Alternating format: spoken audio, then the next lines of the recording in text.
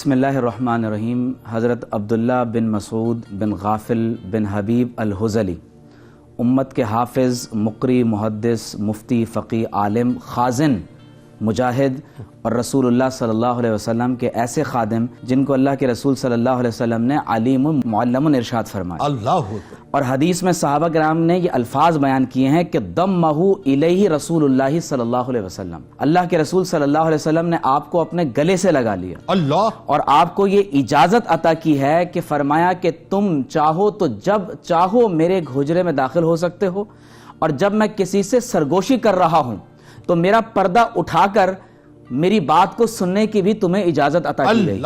اس لیے آپ کو صاحب السواد کہا جاتا ہے کہ وہ شخص جو آپ صلی اللہ علیہ وسلم کے اسرار اور رموز کو سننے کی بھی اجازت پا چکے ہیں۔ پھر آپ رضی اللہ تعالی عنہ کے پاس ایک خدمت یہ ہے کہ وہ یمشی امامہ، حضور صلی اللہ علیہ وسلم کے آگے چلا کرتے تھے تاکہ آپ صلی اللہ علیہ وسلم کے لیے رستہ بنا سکیں۔ صاحب العصا ہیں، آپ صلی اللہ علیہ وسلم کا عصا ساتھ لے کر چلا کرتے تھے۔ اور حدیث میں یہاں تک آتا ہے کہ وَيَسْتُرُ إِذَا اغْتَسَلَ، جب رسول اللہ صلی اللہ علیہ وسلم کو کہیں قضاء حاجت کے لیے سطر کی ضرورت ہوتی تھی تو اس وقت بھی چاروں طرف اگر کوئی پردہ لے کر کھڑا ہوتا ہے تو وہ حضرت عبداللہ بن مسعود رضی اللہ تعالی عنہ کی ذات اقدس ہے۔ اور پھر آپ اس سے اندازہ کیجئے کہ آپ رضی اللہ تعالی عنہ کے بارے میں یہ منقول ہے کہ صاحب النعلین آپ کو کہا جاتا ہے کہ جب آپ رسول اللہ صلی اللہ علیہ وسلم کی نعلین شریفین کو اٹھاتے ہیں تو حدیث میں آتا ہے کہ اپنی آستینوں میں رکھ لیا کرتے تھے، اور ان مبارک نعلین شریفین کو کہیں اس لیے نہیں رکھا کرتے تھے کہ کہیں ایسا نہ ہو کہ کوئی اور صحابی ان کو اٹھا لیں اور یہ شرف ان کے پاس آ جائے۔ پھر اسی طرح رضی اللہ تعالی عنہ کے حصے میں جو خدمت ہے وہ صاحب الوسادہ ہونا اور صاحب السواک ہونا۔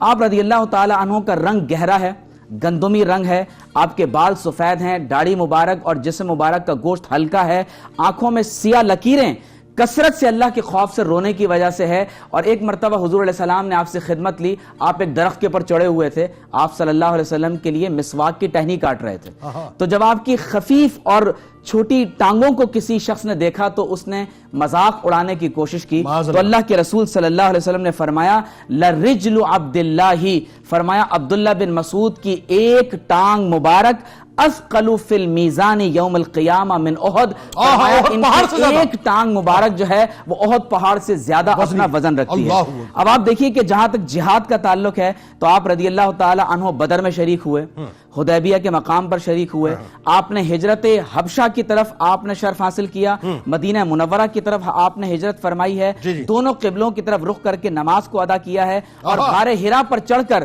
جب اللہ کے رسول صلی اللہ علیہ وسلم نے 10 لوگوں کے جنتی ہونے کی بشارت دی، ان میں عبداللہ بن مسعود رضی اللہ تعالی عنہ ہیں۔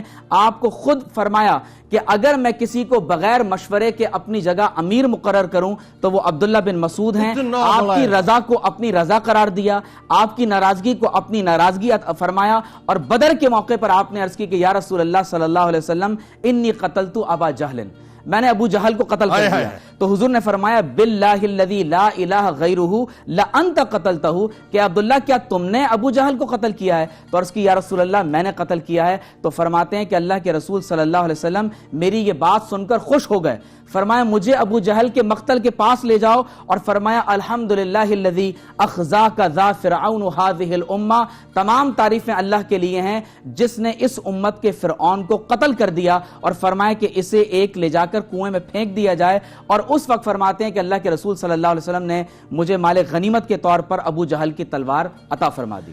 حضرت عبداللہ بن مسعود رضی اللہ تعالیٰ عنہ کا فرمان ہے کہ جو ہی قرآن کی کوئی ایک سورت یا کوئی ایک آیت نازل ہوتی تھی، یہ اسی وقت بارگاہ مصطفیٰ میں حاضر ہو کر براہ راست معلم کائنات سے وہ حاصل کر لیا کرتے۔ اللہ اکبر۔ اور معلم کائنات صلی اللہ علیہ وسلم نے آپ کو فرمایا کہ علیم معلم، یہ وہ جاننے والے ہیں جن کو اللہ کی جناب سے علم سکھایا گیا۔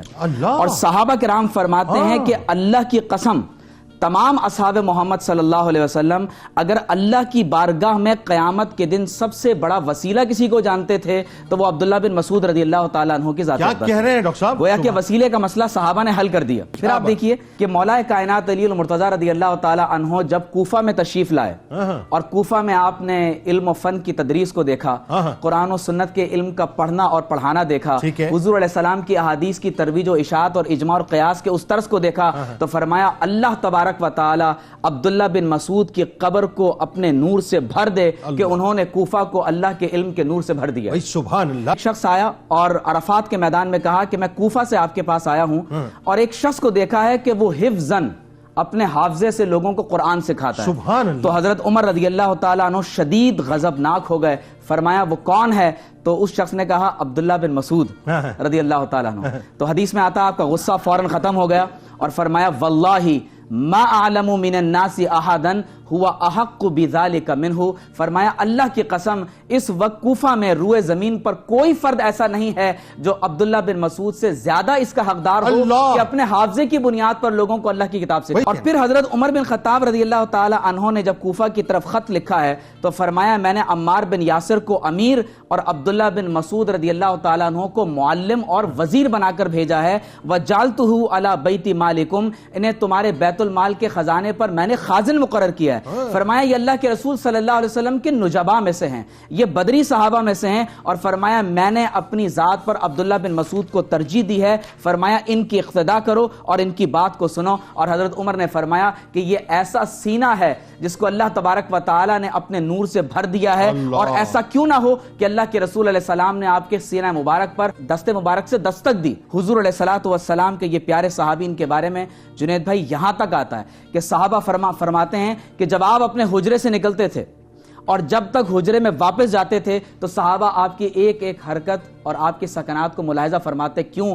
क्योंकि आपकी एक एक अदा हुजूर के मुताबिक हुआ, बिल्कुल मुशाबिह, बिल्कुल हुजूर के मुशाबिह हुआ करती थी। और एक हदीस में यहां तक आता है, अभी कूफे का जिक्र हुआ, आप अंदाजा करें कि इब्ने अब्बास, इब्ने उमर, अबू मूसा, इमरान बिन हुसैन, इब्ने जुबैर, हजरत जाबिर, अनस, अबू सईद, अबू हुरैरा, अबू राफे रज़ी अल्लाह ताला अन्हुम अजमईन, इन्होंने अब्दुल्ला बिन मसूद से हदीस को सीखा है। और फिर जिन्होंने आपसे सीखा उनमें हजरत अलकमा, अबू वाइल, असवद, मसरूक, उबैदा, कैस बिन अबू हाजिम वगैरहिम, ये वो लोग हैं जिन्होंने कूफा में आपसे हदीस को सीखा। और ये सिलसिला चलते चलते इमाम आजम अबू हनीफा तक पहुंचा। अब आप देखें कि ये तमाम वो काम है कि जो आपने मदीना मुनव्वरा से निकलकर कूफा में अदा किए। आपके विसाल से पहले एक शख्स को ख्वाब में हुजूर की ज़ियारत हुई और उसने आकर अब्दुल्ला बिन मसूद से कहा कि मैंने हुजूर को ख्वाब में देखा कि अल्लाह के रसूल सल्लल्लाहु अलैहि वसल्लम मिंबर पर तशरीफ फरमा है और आप हुजूर के सामने मौजूद हैं और हुजूर फरमा रहे हैं कि ए इब्ने मसूद हलुम्मा इलैया, अब आप मेरी तरफ आ जाएं, आपने बहुत अरसा हुआ कि बेवफाई इख्तियार किए हुए है। तो आप फरमाते हैं कि क्या तुमने अल्लाह की कसम इसी तरह देखा? तो उस शख्स ने कहा कि जी हाँ इसी तरह देखा। तो हुजूर अलैहि सलाम के इस प्यारे सहाबी ने फरमाया कि आप उस वक्त तक मदीना मुनव्वरा से बाहर ना जाइएगा यहां तक कि मेरी नमाज जनाजा को अदा कर लें। उसके बाद आपका विसाल हुआ। आपके विसाल के वक्त हजरत उस्मान गनी आपके पास तशरीफ लाए और उस वक्त उस्मान गनी रज़ी अल्लाह ताला अन्हो ने, आपने उनके विसाल के वक्त का भी पूछा, तो उस्मान गनी रज़ी अल्लाह ताला अन्हो ने आपसे पूछा कि आप फरमाइए कि कोई शिकायत है? फरमाया जुनूबी, मेरे गुनाह। पूछा कोई हाजत है? फरमाया अल्लाह तबारक व ताला की रहमत की हाजत है। पूछा किसी तबीब की जरूरत है? कहा तबीब का इरादा है, उसने मुझे बीमार किया है। पूछा कि क्या चाहते हैं कि आपकी बेटियों के लिए कोई माल अता कर दूं? फरमाया जरूरत नहीं, मैंने अपनी बेटियों को वसीयत कर दी है कि हर रात सोने से पहले सूरतुल वाक़िया की तिलावत किया करें, अल्लाह उनको फकर से गनी कर देगा। फरमाया मैंने हुजूर को खुद फरमाते हुए सुना कि जो रात के वक्त में सूरह वाक़िया की तिलावत करेगा अल्लाह तबारक व ताला फक्र व फाका से दूर कर देगा। और फिर आपका विसाल मदीना मुनव्वरा में 32 हिजरी में हुआ। इब्ने हजरत जुबैर ने आपका जनाजा पढ़ा और जन्नतुल बकी में हुजूर अलैहि सलाम के कदमों में आपको दफन कर दिया गया।